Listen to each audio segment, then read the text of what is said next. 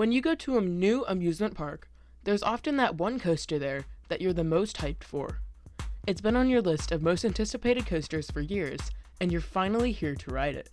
But then, maybe it's not that good.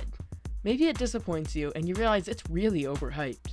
And maybe the fact that the big coaster was overhyped led you to enjoy a small coaster even more. One that you almost forgot existed. Today, I will be counting down my list of the top 7 most overlooked and underrated coasters that I have ridden. Before I move on, I want to steal your attention and direct it to CoasterFan15. He made my new logo and outro, so go check out his channel for some quality content. Now keep in mind that my credit list is far from the largest, with only 60 coasters to my name, but I still feel that I have been on plenty of hidden gems to form this list. Starting off with number 7, we have a pretty unlikely pick. This is Flight of the Hippogriff at Universal's Islands of Adventure. When you go to this park, you almost definitely have your eye on the Incredible Hulk coaster and its looming cobra roll over the water, and Hagrid's Motorbike Adventure, one of the most well-themed coasters and one of the best family coasters on the planet. Then there's Hogsmeade. As you walk through, you take in all the sights, and it's like a dream. As you near the end of the street, Hogwarts appears. But look to the right. You see a tiny little family coaster. You wonder if it's really worth the wait, but eventually hop on for the credit. And I don't know about most people, but when I hopped on, I enjoyed myself. It isn't going to be the most intense coaster, or the most thrilling or airtime packed or anything like that, but I enjoyed myself nonetheless. It was great to see the kids having the time of their life, and I wasn't thinking it was too shabby either, even if the nets on the restraints are really dumb. Number 6. Whizzer at Six Flags Great America. This is a Schwarzkopf family coaster, and the public loves it.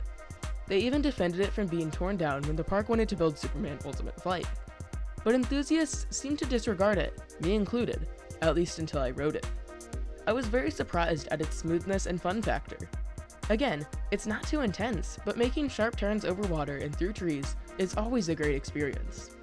I almost missed out on this coaster on my trip to Great America, but thankfully I didn't, because it really is great. Number 5. Patriot at Worlds of Fun. Now let me preface this by saying that I haven't ridden this coaster since 2014, so I don't remember it super well at all. However, it has a really bad reputation now as one of the worst B&M inverts. That's what I don't get. It's not the best at the park, but maybe it's not supposed to be. It serves as a fun, smooth, mildly intense coaster to provide decent thrills and a solid first looping coaster. Not only that, but I bet this is the favorite coaster for a lot of people at Worlds of Fun, as B&Ms are always big crowd pleasers. It is not the best, but it is seriously overlooked next to its Woody and Hyper brothers in the same park. Number 4. Screaming Eagle at Six Flags St. Louis. Six Flags St. Louis has 3 Woodies: the Boss, American Thunder, and the white PTC in the back, Screaming Eagle. Everyone knows about the Boss and American Thunder, and although many call the latter of those two underrated, I think there is another that is even more so not talked about enough. Screaming Eagle is the oldest Woody of the 3, and it is my least favorite, but that doesn't mean it isn't a great ride. The drop and all of the airtime hills give great floater that I find better than most B&M hypers. It is also set back in the woods, leading to an insane night ride that is 100% pitch black. There is one moment in the back of the train that absolutely yanks you out of your seat, and you don't see it coming if you haven't ridden the coaster a lot, so it catches you off guard almost every time. This is such a great and underrated wooden coaster, even if it only is my 4th favorite at the park. Number 3. Powder Keg at Silver Dollar City. I've heard quite a few people call this S&S air-launched coaster underrated, but with the bigger YouTubers saying it's just kinda fine, it still doesn't get the attention it deserves. The theming in the queue is great, and then you go up into the best launch that I have experienced. Of course it's going to be intense, as it is a compressed air launch, but when you hear the rate of acceleration, it really isn't impressive. Until you ride it anyway. That launch yanks you down the track before going over an airtime hill and through the rest of the ride. In 2017, I came to the park for Outlaw Run, but I left with Powder Keg on top. That doesn't stand anymore, but that doesn't change the fact that Powder Keg is criminally underrated. Number 2. Rock and Roller Coaster at Disney's Hollywood Studios.